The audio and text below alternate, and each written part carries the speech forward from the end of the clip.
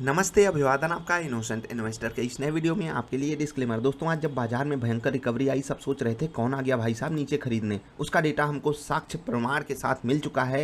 FII ने वो काम किया है जो कई महीनों से बहुत रेयर है। ठीक, आप अगर आज देखोगे एफआईआई की ग्रॉस परचेज 20,000 करोड़ रुपए का माल उन्होंने उठाया है, 17,000 करोड़ रुपए का माल बेचा है। ये खतरनाक आंकड़ा है, क्यों मैं बताऊंगा आपको। इससे पहले आप नॉर्मल बिहेवियर देख सकते हो।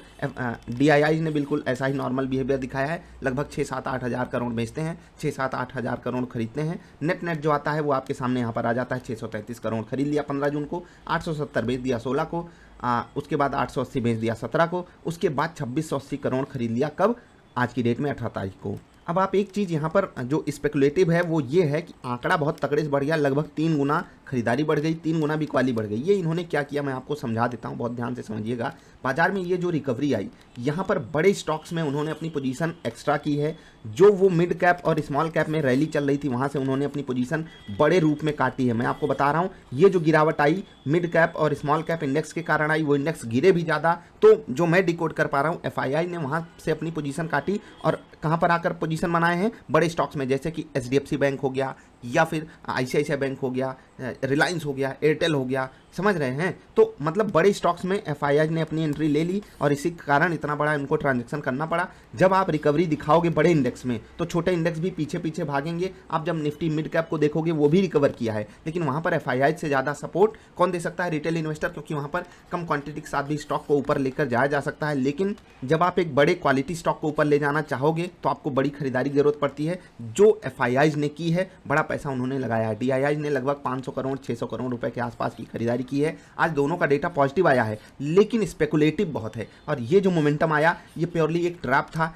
कहाँ पर? छोटे मझोले शेयर्स में हम आप सबको फंसाने का। जी हाँ, बिल्कुल ये ट्रैप ही साबित हुआ है। क्यों? क्योंकि जब आप डाउ जोन्स को जाकर देखोगे, क्या हो रहा है वहाँ पर? तबाही आ चुकी है, तबाही आ चुकी है। वहाँ पर आज गैप डाउन हुआ है। हम इस की क्लोजिंग देकर गए थे, मतलब डाउ यहाँ पर रहेगा। डाउ फ्यूचर्स भी बिल्कुल फ्लैट था जब हमारी बाजार आज बंद हुई, तो हम यहाँ की क्लोजिंग एक्सपेक्ट करके गए थे। लेकिन डाउ जो है 450 पॉइंट टूट चुका है। बहुत बड़ी बात होती है। अगर आप वीकली परफॉर्मेंस देखोगे, डाउ जो है तो 3% टूट चुका है। तो मंडे को हमें इसको पचाना पड़ेगा। कैसे? अपनी जो सिंगापुर वाली निफ्टी है वो 150 पॉइंट नीचे इस वक्त ट्रेड कर रही है, 15,600 के थोड़ा सा नीचे, 15,590 के आसपास। तो अगर करंट सिचुएशन में यही क्लोजिंग डाउ दे देता है, तो हमको लगभग 150 पॉइंट नीचे भी खुलना पड़ सकता है। ये कि अभी सिचुएशन बन रही है। Let's hope for the best कि डाउ रिकवर करे, कम से कम आधा रिकवर कर जाए, जिससे कि हमारी जो ओपनिंग हो 50-60 पॉइंट ही नीचे हो, ऐसा ही हो। लेकिन जो चीज़ सबसे ज़्यादा खतरनाक है वो ये है कि बाजार में ये जो रिकवरी आई, ये प्री प्लान्ड थी कि हम बाजार को नीचे लेकर आएंगे,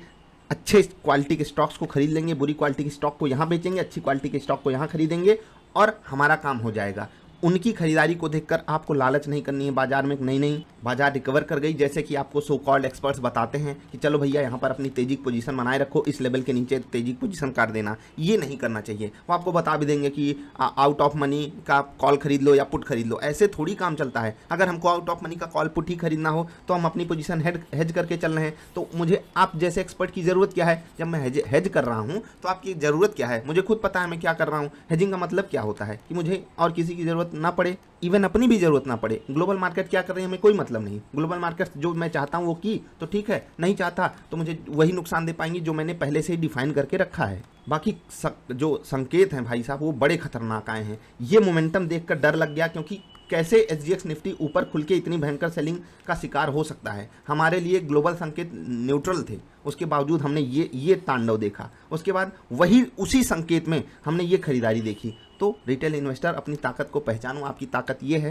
कि आपके पास कम क्वांटिटी है और कम क्वांटिटी को कोई ट्रैक नहीं कर सकता। तो आप सही जगह खरीदारी करना सीखिए, सही लेवल्स पे। इससे पहले वाली वीडियो जाकर जरूर देखिएगा, जहां पर मैं आपको सपोर्ट एंड रेजिस्टेंस बताता हूं निफ्टी का, जिससे कि आप समझ पाओगे कि यहाँ पर बाजार ने क्यों सपोर्ट लिया, यहीं से बाजार क्यों गिरी, यहाँ पर बाजार क्यों अटक रही थी। आप सब कुछ समझ जाओगे और इसी का फ़ायदा उठाइए। आप 20 से 25 पॉइंट में अगर निफ्टी में ट्रेड करते हो, उस पर आप ट्रेड करना सीखिए, कम से कम शुरुआती क्षणों में। क्योंकि ये जो देख रहे हैं ना, खतरा कितना बड़ा है। अपनी सिंगापुर वाली निफ्टी कहाँ पर ट्रेड कर रही है? निफ्टी फ्यूचर्स की बात हो रही है। निफ्टी फ्यूचर्स जो कि इस इंडेक्स से 20-30 पॉइंट ऊपर ट्रेड करता है, वो इंडेक्स लगभग यहाँ पर ट्रेड कर रहा है। मतलब कि इतना बड़ा फॉल हमको अभी करंट मार्केट सिचुएशन में देखना पड़ सकता है। आप देख सकते हो डाउ जो है 450 पॉइंट से ज़्यादा टूटा हुआ है, तो इसको तो हमें झेलना पड़ेगा मंडे को। Let's hope for the best की रिकवरी आ जाए, डाउ फ्यूचर्स मंडे को सही ट्रेड करते रहे। बाकी मैंने आपको दिखा दिया कि जो बड़ा प्लेयर है वो किस तरीके से हमें ट्रैप कर सकता है। ये जो डेटा मैंने आपको दिखाया ना, ये खतरनाक है। क्यों?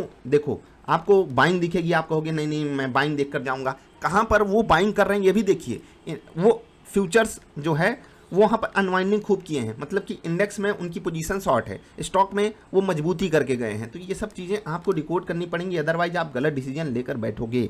जैसा कि मैंने इससे पहले वाली वीडियो में कहा था, मुझे इस रिकवरी के कोई आसार नहीं लग रहे थे, इतनी बड़ी गिरावट के भी कोई आसार नहीं थे। मुझे लग रहा था बाजार 15,650 के आसपास सपोर्ट लेनी चाहिए, मैंने आपको ये भी बताया था। अल्टीमेटली मैंने एक बड़ा लेवल आपके लिए निकाल के दिया था 15,440 का, और बाजार वहीं सपोर्ट लेकर आई। लेकिन इस रिकवरी, ऐसी रिकवरी की कम से कम मुझे उम्मीद नहीं थी, और एक क्लियर ट्रैप हम आप सबके लिए बनाया गया, जिसमें बहुत से होशियार से लोग भी फंस गए होंगे। बायर्स भी ट्रैप हुए हैं आज, सेलर्स भी ट्रैप हुए हैं, जिन्होंने आज अपनी पोजीशन काट ली सेल साइड की। ये भयंकर सी रिकवरी देखने के बाद वो और बुरी तरीके से ट्रैप हुए हैं, क्योंकि एक गैप डाउन मंडे को होगा जहां पर उनको काफ़ी बड़ा एडवांटेज हो सकता था। मैं आपको निफ्टी मिड कैप दिखाना चाहूँगा, क्योंकि वहां पर सिनारियो बिल्कुल चेंज हो गया। कैसे? देखिए, ये इंडेक्स काफ़ी ज़्यादा टूट गया था, ठीक। ये इंडेक्स निफ्टी से काफ़ी ज़्यादा 1% क्या, ये 2% ज़्यादा निफ्टी से कमज़ोर था, एक्स्ट्रा 2%, समझ रहे हैं। यहाँ पर भी जो रिकवरी आई उसमें अमाउंट कम लगता है, क्योंकि आपको पता है छोटे स्टॉक्स हैं, तो यहाँ पर कम पैसे पे भी काम हो जाता है, स्टॉक ऊपर चले जाते हैं, डिमांड एंड सप्लाई का पूरा खेल होता है। अभी यहाँ पर आपको करना क्या चाहिए मैं आपको समझा देता हूँ बहुत ध्यान से। मैंने आपको हमेशा बोला है क्वालिटी स्टॉक्स पे फोकस कीजिए, हर कोई आपको यही बोलता है। मैंने आपको क्वालिटी स्टॉक्स बताकर भी रखे हैं, बहुत से लोग आपको बताते हैं, आपको उनको थैंक यू बोलना चाहिए। अगर आपको नहीं पता क्वालिटी स्टॉक्स सेलेक्ट कैसे करते हैं, अब आपको क्वालिटी स्टॉक्स पता है, ठीक है। अब आप उनमें गिरावट का इंतजार कीजिए। मैंने आपको क्या बोला था कुछ दिन पहले, जो कैश पे रहेगा वही ऐश करेगा। आज आपके लिए ऐश का दिन था, क्योंकि बाजार जो है मैं कहता हूँ mid cap small cap index में भी सारे स्टॉक्स में मतलब आपको ट्रैप नहीं किया जा सकता। बहुत से अच्छी क्वालिटी के स्टॉक्स हैं, नीचे आए 2, 4, 5%, 7% नीचे अगर वो टूट कर मिल रहे थे आपको, तो आपको वहाँ पर बाइंग करनी चाहिए थी। मैं आपको एक फ्री पोर्टफोलियो दिया था होली पर, जाकर उस पोर्टफोलियो में जो स्टॉक्स हैं उनको देख लीजिए, वो तो अच्छी क्वालिटी के स्टॉक थे। उसके बाद आपको बुलेट प्रूफ पोर्टफोलियो भी दिया था, उनके स्टॉक्स आप जाकर देख लीजिए। देखो, स्टॉक सारे गिरेंगे और सारे स्टॉक्स बाजार से ही रिलेटेड हैं, तो ऐसा नहीं है कि आप कोई भी पोर्टफोलियो बना लो उसके स्टॉक्स नहीं गिरेंगे, बाजार से ही रिलेटेड हैं तो वो भी गिरेंगे। बस आपको ऐड करने का आज मौका मिला था। मैंने आपको बोला था इंडेक्स को सेल ऑन राइज करना है, स्टॉक्स को बाय ऑन डिप्स करना है, और वो चीज़ परफेक्टली सही साबित होती हुई दिखाई दी। हमेशा नहीं होगी, लेकिन जब भी होगी तो आप सही स्टॉक्स को सही समय पे खरीद पाओगे, ठीक। उसका आपको एडवांटेज लेना है। जिस तरीका से अमेरिका में ये गिरावट चल रही है, ये गिरावट खतरनाक लेवल पे है। आप देख सकते हो डाउ जो है वो 500 पॉइंट टूट चुका है। ये चीज़ मुझे डाइजेस्ट नहीं हो रही है कि एफआईआईज अगर ऐसी खरीदारी कर लेते हैं, वो स्पेकुलेटिव बिहेवियर करके चले जाते हैं, तो इस पे भी तो थोड़ा सा एक्शन दिखना चाहिए ना अचानक से। बाकी इसको मार्केट रिस्क कहते हैं, कोई कहीं एक्शन नहीं लगा, याद रखिएगा। उन्हीं के पैसे से तो अपनी बाजार इतनी ऊपर आकर खड़ी है। जी हाँ, निफ्टी मिड कैप इंडेक्स को जब आप देखोगे, निफ्टी भी इसके आगे शर्मा जाएगी। भले यहाँ पर 3 दिन से गिरावट है, लेकिन शर्मा इसलिए जाएगी निफ्टी क्योंकि यहाँ पर और बड़ा मोमेंटम आया है। आप यहाँ से अगर कंपेयर करोगे ना, कहाँ से, तो ये 3000 के भी नीचे था, डबल से भी ऊपर ट्रेड कर रहा है, समझ रहे हैं, डबल से भी काफ़ी ऊपर ट्रेड कर रहा है मिड कैप इंडेक्स में। मतलब छोटे शेयर्स निफ्टी से भी ज़्यादा चले हैं, तो ऑफकोर्स सी बात है वहाँ पर गिरावट भी बड़ी आएगी। क्या आप इसके लिए तैयार हो? कम से कम क्या आप इसके लिए तैयार थे, वो आपको जवाब देना है। जो भी लोग सिंगल सेटअप पे ट्रेड करते हैं, जब तक आपको बाइंग सिग्नल ना मिले तब तक आपको कोई ट्रेड नहीं लेना है। जब आपको बाइंग सिग्नल मिल जाए उसके बाद स्टॉप लॉस अपना रखिएगा, क्योंकि बाजार आपके साथ कुछ भी कर सकती है। जो आज हुआ ये बिल्कुल अनएक्सपेक्टेड था, ऐसी रिकवरी अनएक्सपेक्टेड थी, ऐसी गिरावट अनएक्सपेक्टेड थी। ऐसी गिरावट अगर देखिए, बाजार अगर आज ऐसे टूट जाती, 500 पॉइंट डाउन टूट जाता और हम नीचे बंद किए होते, तो ये हमारे लिए ज़्यादा अच्छा होता, क्योंकि हम एक गैप डाउन करने जा रहे हैं। कितने लोग ऐसे ही ट्रैप होने वाले हैं, तो आप समझ सकते हो ना मैं क्या कहना चाहता हूँ। तो अक्सर ये चीज़ें बाजार में होती रहती हैं। हम आप सब रिटेल इन्वेस्टर्स हैं, इनोसेंट इन्वेस्टर्स हैं। हमारे आपके पास सिर्फ एक चारा है, लर्निंग कीजिए, तभी आप समझ कर आगे बढ़ पाओगे। अदरवाइज ऐसी चीज़ें अक्सर हो जाती हैं और फिर हम अपने आप को ठगा सा महसूस करते हैं, कुछ कर भी नहीं सकते। बहुत से लोग कॉल पुट वाले होंगे, उनके साथ क्या होने वाला मंडे को, कुछ लोगों की लॉटरी लगेगी, कुछ लोगों की लंका लगेगी। सोच लीजिए क्या क्या होता है बाजार में। मिलेंगे फिर से। आप क्या सोचते हो ज़रा नीचे बताइएगा। आप क्या सोचते हो, डाउ रिकवर करेगा या नहीं? मिलेंगे फिर से। नमस्कार।